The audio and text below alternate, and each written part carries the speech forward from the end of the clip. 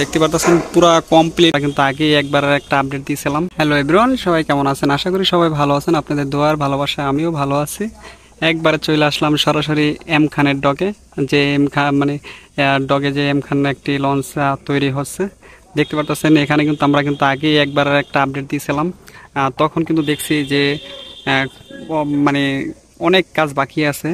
বর্তমানে কিন্তু একবারে ব্যাপক, মানে প্রায় কাজ শেষ পর্যায়ে দেখা যেতেছে।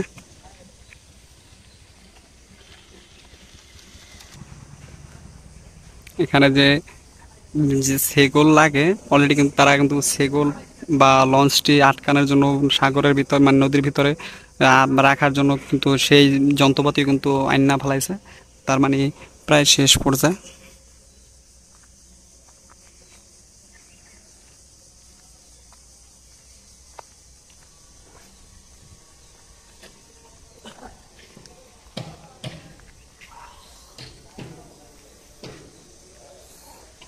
এবারে এই সেটটা যে নিচে যে তো নিচের কাম কাম করার জন্য যে জায়গাটা রাখছিল, অলরেডি কিন্তু সেই জায়গাটাও তারা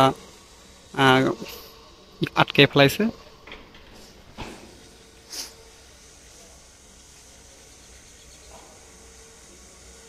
দেখতে পারতেছেন পুরা কমপ্লিট, প্রায় কাজ কাম পুরো কমপ্লিট।